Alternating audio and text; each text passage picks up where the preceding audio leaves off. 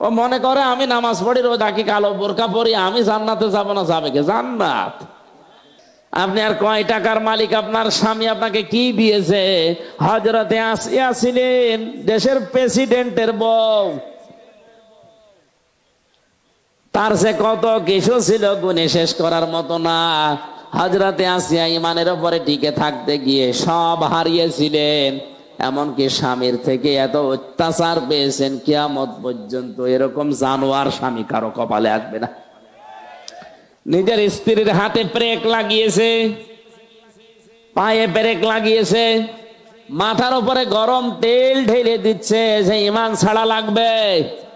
হযরতে আসিয়া বলেছিলেন, ওয়ানাজ্জিনি মিন ফিরআউনা ওয়া আমালিহি, হে আল্লাহ, আমার স্বামী যে অত্যাচার করে তুমি যেন রাগ করো না, তুমি আমাকে বাঁচাও স্বামীর কবল থেকে, যাদেরকে দিয়ে অত্যাচার করায় এই জালেমদের থেকে তুমি আমাকে বাঁচাও, কিন্তু তুমি আমার স্বামীর উপরে রাগ করো না।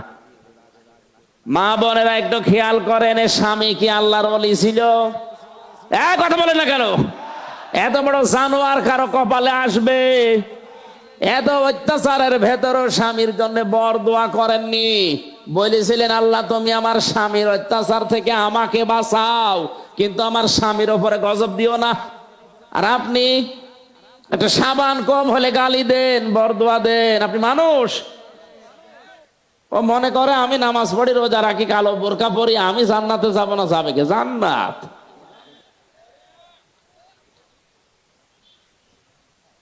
আয়াত শোনার পরে মেয়ে লোক যারা আছে, আমার মনে হয় এখনই বরদোয়া আরম্ভ করেছে যে হুজুর মরুক। না, আমি আপনাদের ভালোবাসি, আপনাদের বাঁচাতে চাই, এই জন্য আয়াতটা বললাম। এটা সূরা তাহরিমের 11-12 নাম্বার আয়াতে আছে। আল্লাহ যেন মেয়েদেরকে আসিয়ার মতো হওয়ার তৌফিক দেন, বলেন আমিন। ভয় করো ওই দিনকে, যেদিন সবাই আল্লাহর কাছে ফিরে যাবে। সুম্মা তুওয়াফা কুল্লু নাফসিম মা কাসাবাত, প্রতিটি মানুষকে তার পারিশ্রমিক, তার অর্জনকৃত বিষয় আমি আল্লাহ গুনে গুনে দিয়ে দেব। আপনি যা করেছেন, আমার এই 33 বছর বয়স, আমি যা করেছি, এখন যদি মারা যায়, আল্লাহর কসম, কোরআনে কারিমের আয়াত আমার 100 ভাগ বিশ্বাস আছে, আমি যা করেছি ঠিক ওইটাই আল্লাহ আমার হাতে তুলে দেবে। বলেন তো, ওইটা যদি এখনই তুলে দেয়, আর আমি যদি পড়তে আরম্ভ করি, আমার তো এমনও লেখা আছে যেটা পড়ে মানুষকে শোনানোর মতো না। কথা বলে না কেন? আমরা নিজেদেরকে এই মুহূর্তে আল্লাহর ওই দিন আসার আগেই পরিবর্তন করি, বলেন আমিন।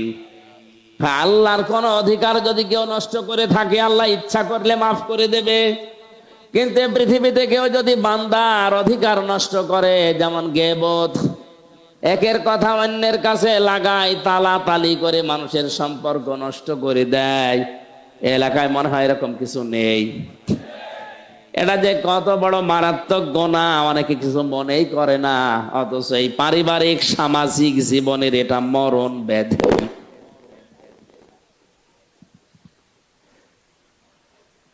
কান খাড়া করে শোনেন সিরাজগঞ্জবাসী, এই দুনিয়াতে কেউ যদি কারো পেছনে লাগে, তাকে অপমান করার জন্য, তার সম্মান নষ্ট করার জন্য, তাকে ছোট করার জন্য, হেয় করার জন্য, যতদিন পর্যন্ত আপনি এই অপরাধ থেকে নিজেকে না বাঁচাবেন, তাওবা না করবেন, আপনার সহ এলাকার মানুষের দোয়া কবুল বন্ধ হয়ে যাবে।